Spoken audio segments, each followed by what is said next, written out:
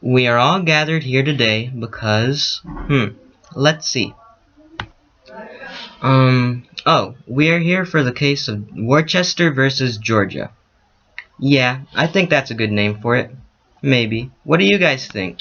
Oh, I feel like I forgot something. Oh yes, you all may be seated except for the jury. You all get to stand. Yeah. Simon didn't say anything. You all lose. I'm just kidding. Okay, let's begin though. We are gathered here today because of this young man. Worcester was a man on a missionary trip who didn't have a license to go to the Cherokee Nation, and was thus arrested and bullied by Georgia.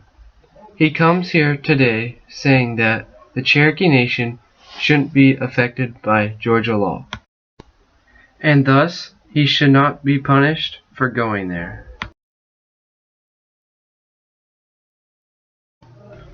Order!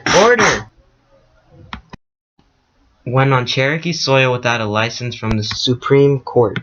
So now, I will allow both parties to present their cases to the court today.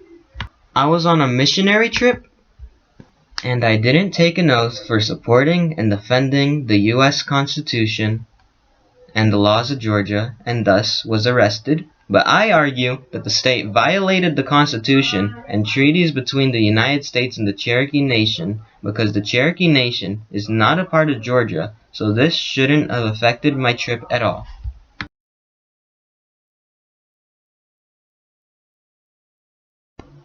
Georgia comes here today to try and convince the court that Georgia law does not work and that he deserved the punishment. Worcester went in the Cherokee Nation on the 15th day of July, 1831, without taking an oath to support and defend the Constitution and the laws of the state of Georgia. There was a rule in place, one that said that all white persons residing within the limits of the Cherokee Nation on the first day of March next or at any time thereafter, without a license or permit from His Excellency, that the Governor, shall be punished by confinement to the penitentiary at hard labor for a term not less than 4 years.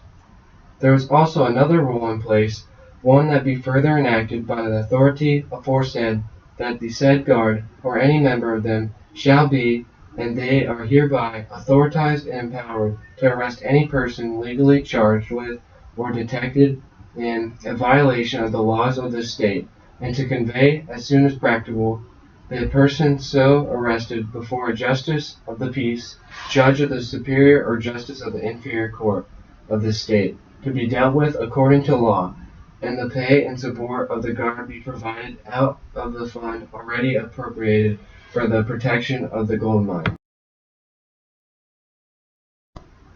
You have broken our laws, and you shall be punished.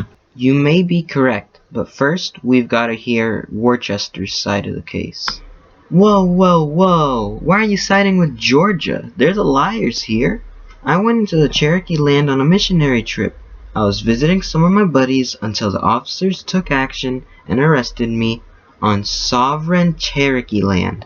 Keyword there is sovereign. The Cherokee Nation even has its own constitution, for crying out loud. So what you're saying is that the Cherokee Nation, then, is a distinct community occupying its own territory in which the laws of Georgia can have no force, and that the whole intercourse between the United States and this nation is, by our Constitution and laws, vested in the government of the United States? Yes.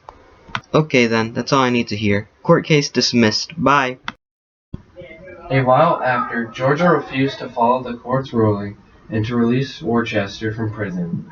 Andrew Jackson did not listen to the Supreme Court's ruling and enacted the Indian Removal Act, which made all Indians move out of the state of Georgia. Which was sad.